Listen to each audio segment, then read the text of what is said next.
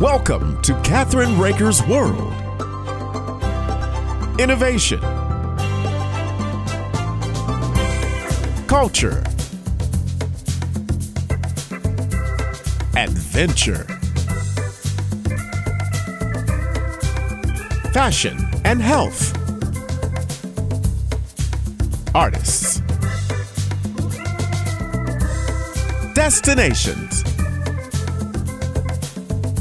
traditions.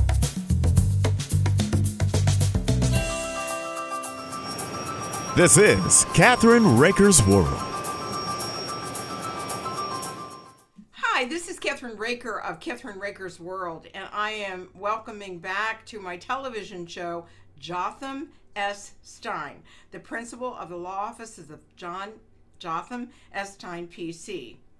Mr. Stein has more than 25 years of experience representing entrepreneurs, C-suite, executive board members, venture capitalists, private equity principals, investment bankers, as well as employees of companies of all types and sizes. Mr. Stein has negotiated numerous employment agreements, separation agreements, M&A agreements, and change in control agreements, stock option agreements, restricted stock options, and so on. And he's also a litigator, and he's represented individuals and corporate clients in state and federal courts and multi-district litigation before state and federal agencies. But the reason why we're here today is because he has a new book. Mr. Stein's new book, Negotiate Like a CEO, is an engaging look at how top entrepreneurs and executives protect themselves and how you can too. He is also the author of the Professional Guide for Attorneys, Executive Employment Law, Protecting Executives, Entrepreneurs, and Employers. And I'm excited to have him on our show today. Welcome back. How are you? Doing great, Kathryn. Thanks for having me on your show today. And how's the book doing? Book is doing great. It's great to write it. It helps a lot of people, and now they're buying it, so it's great. That's the important thing. So I have a few questions for you today. And let's start with, if you don't mind, actually, you're a lawyer who specializes in helping executives and entrepreneurs protect themselves in the corporate world. How did you ever get into the field? I totally fell into the field, actually. I went out on my own after a couple of years working at the big firm here in Palo Alto, which is Silicon Valley. And I guess I did it at the right time. There's so much vitality back 25 odd years ago. And I started to represent individuals, and one thing led to another 25 odd years later. And I represent and have represented a lot of CEOs, C-suite executives, entrepreneurs, lots and lots of entrepreneurs, and lots of people of all levels in employment, from the newbie employee all the way up to the C-suite executive. Well, you know that I have my own business, and it can be sometimes, and I've always had a lawyer. I think it's so important, even though I'm an LLC, which is real important as an LLC, I think, to have a good attorney firm. And I think, I wish I lived in California, you know? I'd hire you as my attorney, okay? But, you know, one of the things that amazes me, what inspired you to write Negotiate Like a CEO? Well, two basic things inspired me. One is, after 25 odd years, I have so much of experience in the world of employment, and I've seen so many good things and so many bad things. And it's always amazed me. We spend so much time in employment. We spend so much time in our careers, and it's a very important emotional part of our lives. And yet so many people don't know too much about it. They don't know the documents. They don't know what offer letters are about. They don't know what the other side, the company, is protecting themselves about. They can't read the tea leaves, or they don't read the tea leaves. They don't know what tea leaves to read. Even very shrewd, experienced individuals have no idea what such things as liquidation preferences and cap tables are. So I decided I wanted to help people to avoid problems, because we have so many clients who come to us, and then there are clients for a long, long time throughout their careers, but they've been mistreated once before. They've been cheated once before. So that was one reason. And the other reason was to have a good time writing the book, have fun.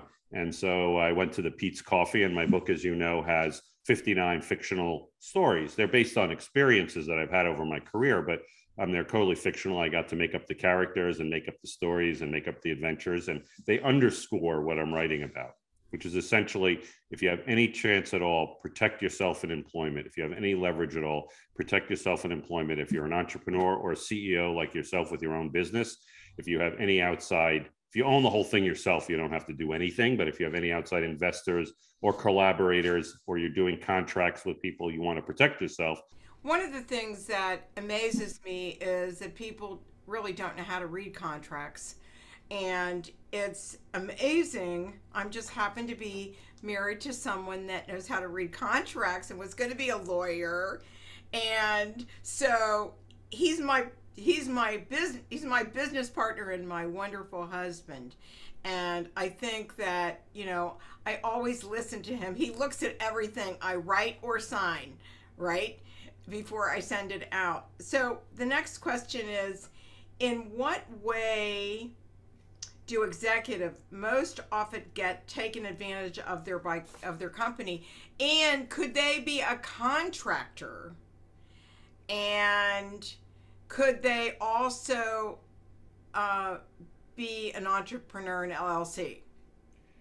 Yes, all of those contractors, entrepreneurs, and executives get taken advantage of. Mostly, they don't protect themselves from the downside. Sometimes they don't see it coming. Sometimes they don't know what to protect themselves against.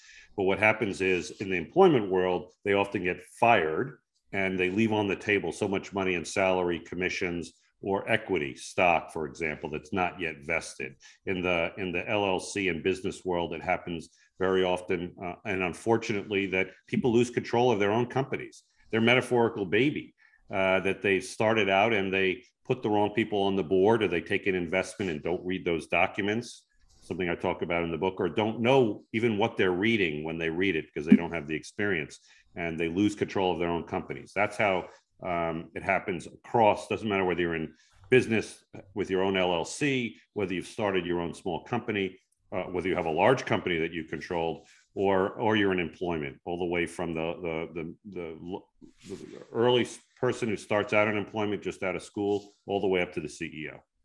And why I wrote the book, why I titled a book about employment, and the book takes you throughout the career of an employment, from the very beginning, offer letter, to what happens in employment, the tea leaves, what happens if you get fired, and so forth, how to reincarnate yourself, get another job, or another career. The reason it's called Negotiate Like a CEO is because what do CEOs do? Many of them, before they take the job as CEO, they negotiate their severance agreement, what I call a professional prenuptial agreement, before they take the job. It's part of their offer letter or employment agreement. So that's a theme that can start with people just out of school. If you have any leverage at all to protect yourself, if you're an LLC, protect yourself. Those contracts your husband is helping you read, and you're really lucky that your husband, that you have the husband, and then you actually can talk business. Some people, they can't be in business with their spouses. They have but you got a great situation. And so what is he doing when he comes to you and says, don't sign this? He's protecting you from something that he sees. And after 25 years of experience, like I said, that's why I wrote the book, to help people protect themselves and help them in their employment, and entrepreneurs in their business. And LLCs are nothing more than another form of a business, as opposed to a corporation. They're a limited liability company. That's what that stands for. But you know what? They can do things just like businesses if they know what they're C Corp businesses. So you can get, for example, profits interest. Instead of getting stock or stock options or restricted stock in a corporation, you get profits interest or units in an LLC. Well, the wonderful thing is that I've been in LLC thanks to my CPA out of New Jersey, who talked me in to starting an LLC, because I got laid off by my partner and my boss in two different businesses. And he said, it was happening, and I said, I think I need to be an LLC right now. And he used to be on my radio show all the time. So that's what I did. And that was 20 years ago. So it turned, you were a perfect experience. You just said you got laid off by your partner and boss twice. And that's what the whole point of my book is to, it's not that I hadn't written it 20 years ago when you started your LLC, but if I had, it could have very much helped even you at the time. And it turns out that although you have an LLC, it's the control that you have over it that's keeping you from being laid off and by your partner again. And so you can set up an LLC that mimics the C Corp that you were referring to before, and wind up on the short end of a negotiation sticker on the short of an employment. It could happen. So the concepts in the book are the same, but the LLC you set up to protect yourself. And by the way, if you go into an LLC, so many people become CEOs, they become employees of LLCs. There are very large LLCs out there, and you'd still want to protect yourself against the LLC or against the board of directors of the LLC if you're in that circumstance. Well, a lot of times people want to give me stock and not money. And I go, well, I have to talk to my partner about this before I sign anything, right? Because some stock is, and especially if it's company stock and they're not bringing in a lot of money, right, and you're not sure about them, why would you take the stock in that situation and not take any kind of remuneration besides stock? Absolutely, 100%. Stock can be very valuable, or it could be totally useless depending on what you're getting. And you definitely have to ask the right questions. So, and some questions, if you're getting stock, even if you're getting a lot of stock, what does it mean to get 1 million shares of stock? If the company has 2 million, the company has 2 million shares outstanding, you own 50% of the company. If the company has 100 million shares or 1 billion shares outstanding, you own a very small part of the company. Similarly, there's something that's very important when somebody wants to give you stock, Kathryn, in a private company that maybe have investors in it. And many companies that are growing do that. We all hear about these companies that go public. Well, before they go public, they're private. Well, they have something called liquidation preferences. If you don't know what a liquidation preference is, you can get all the stock in the world, but it could be totally useless if that company sells or exits below liquidation preferences. So, stock can be great, but you're absolutely right. If there's no revenue coming in and you know that stock's going to be not really worth anything, so what? They basically gotten all your help from you, all your services, everything, Kathryn, to offer for free. That's right. So we need to take a short break and we'll be right back. And would you tell them where they can get your new book, Negotiate Like a CEO? You can get Negotiate Like a CEO at Amazon. So if you Google Negotiate Like a CEO, it will come up and you can press the button for Amazon. It probably also comes up with other booksellers. Or you could go to the website for the book, which is negotiatelikeaceo.net. So negotiatelikeaceo.net. You could read about the book. You can read about me. You can get some excerpts in the book. And if you like it and are so inclined, you could press the button, which I think takes you to Amazon, where you can buy the book. We'll be right back on Kathryn Raaker's World, right after these messages.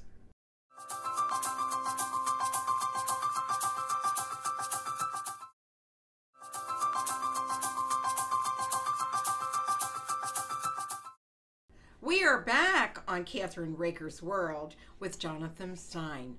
And his new book is Negotiate Like a CEO.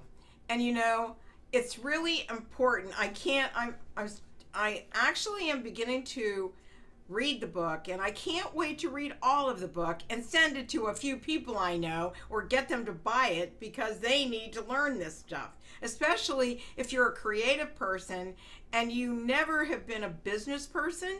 You need to either get somebody else in-house or learn how to be a CEO. Am I correct? 100%. And if you're a creative person and you're just starting a business or you want to go into business, you should really read the book. It'll help you, give you so much knowledge that you just don't have. It's not because you're a bad person or not a knowledgeable person or not a shrewd person. It's just because you don't live in that world where you're going to be out there in business. And so if you want to come up to speed as fast as possible and know how to protect yourself, so you don't wind up getting laid off like you did, Kathryn, 20 years ago, I think you said, before you started your LLC twice from your own company. You really need to learn all the things you don't know. And it's not because, again, it's just because it's not a world you live in. You're creating and you're starting a new company and you're coming from a different perspective. Well, I was very, like I said, I was very lucky to have a CPA that I worked with that just, was really smart and really helped me a lot. And, I thank him to this day for what he did. You highlight 59 fictional entrepreneurs and executive experiences throughout the book. Are these based on real circumstances you've seen throughout your career? So they're fictional stories, but they're based on experiences that happen over and over again. I said I wanted to have a good time, so I went to the Pete's and I thought about a repeat event that would happen over and over again. And so I wrote them for that purpose. So thinking about it this way, if you go to a movie, there's some movies that are romances. There are some that are adventure movies. There are some that are action movies. And so they follow a type of theme, even though they could be very different fact patterns. So similarly, in the kind of stories that I wrote, there are different themes or that events that happen over and over and over again in employment, such as being not protecting yourself and being fired by your partner and business associate. That happens over and over again because people don't protect themselves. So I have a story about that. And there are lots of other things that happen that I've seen. Remember, I've been doing this for more than 25 years that I've seen that. So I write about it. Made up a fictional story, fun characters. I hope anyway. I hope the readers think they're fun and a breezy story. And they're vignettes, 4 or 5 pages long, but they are themes that happen over and over and over again, such as the new entrepreneur getting forced out of their own company. I can't tell you how many times I've seen that, such as an employee not understanding what the offer letter is about and what the company is doing to protect itself and not negotiating properly, such as a situation where somebody in employment doesn't read the tea leaves and there is no way that they can succeed in their job for reasons that have nothing to do with how good they're doing. For example, they may be doing such a good job that their manager is threatened by them, and the boss wants to keep themselves in that job, so they fire the subordinate who's actually better at employment. And these things happen over and over again, and that's what I write about to help everybody to give them insight as to the good things that can happen in employment and entrepreneurship, LLC-ship, and unfortunately the negative or bad things that can happen. Well, let me ask you this question, if you don't mind. What are some of the top things you hope people will take away from your book? Number one is protect yourself if you have any leverage at all, no matter whether you're starting out right out of college all the way up to the CEO level and the C-suite level. And for entrepreneurs starting out their companies, protect yourself in case something goes wrong, and you protect yourself on day one. So in the employment world, I call that a professional prenuptial agreement. That is, you negotiating your separation agreement, your severance agreement on day one, which can be, if you get fired, you would get some sort of separation pay or accelerated vesting of equity or payment of COBRA premiums or something else that's important to you. Secondly, always go into any situation with your eyes wide open. So business is about risk, employment's about risk. So understand if you're not protecting yourself, what situation you're in, whether you're an entrepreneur or an executive or just starting out. And third, realize that if things don't go well, and it's just life. Many very successful people have been fired before, so or let go or forced out. And you can reincarnate yourself. You can start a new job or in a new career. And sometimes there's nothing you can do, no matter how good you are at your job or in your business, to keep bad things from happening. But you can come back and know you're not alone. It's happened many, many times, even to people in your lives, to friends, to colleagues. They may not talk about it, but I can tell you that even many very successful people, CEOs, people who run companies, have been fired before. Can't tell you how many times I start a conversation with somebody and they say, well, when I was 25, when I was 30, when I was 50, I got fired, or I was cheated, or so forth. So if it happens to you, know you're not alone, and make your comeback. And I talk about that in the book too, reincarnating yourself. Well, when you do your second book, you could include me. Okay. I know you. Well, that's right. Now you have an LLC. You've learned the lesson, right? And fortunately for you, your husband goes around and prods you and says, "Don't sign this contract unless you get A, B, or C in there." So, and you have the perfect experience when we talk about stock. This is great. You're telling your listeners it's true. Stock can be great or it can be totally useless. And so Right.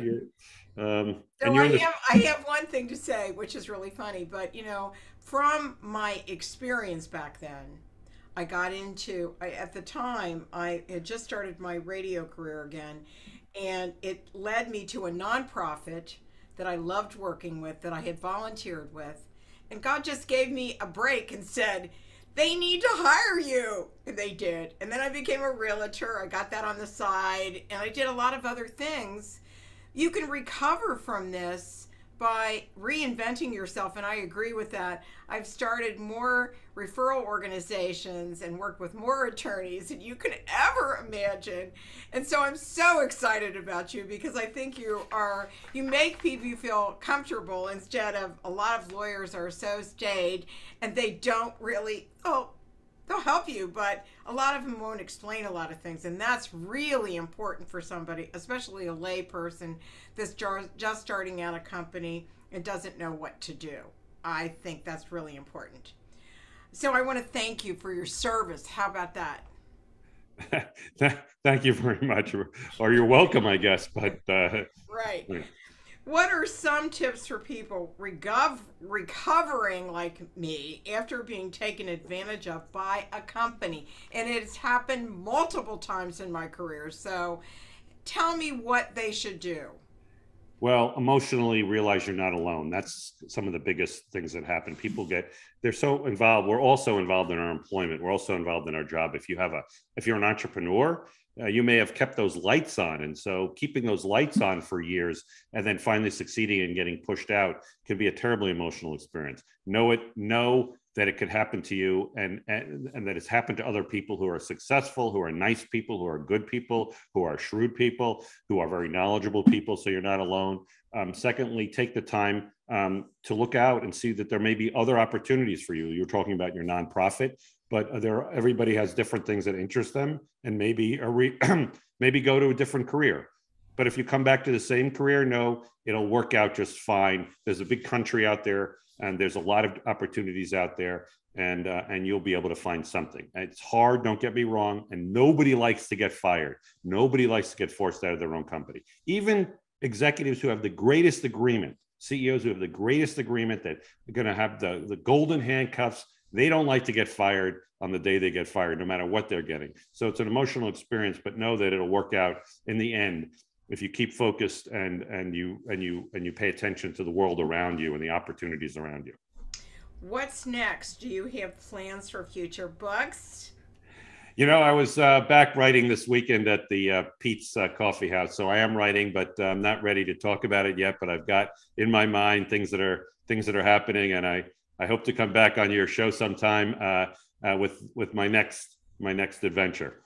Well, definitely you need to. I have another lawyer friend that writes mysteries all over the world. He's a writer. He just called me. So, I'd love to have you back on. You are so joyful that it makes it easy to talk to you. And I want you to give all your information so people can go up and look you up online if they need a lawyer. Right. Okay. And number two, especially someone that do you actually with your practice, do you practice all over the country or what?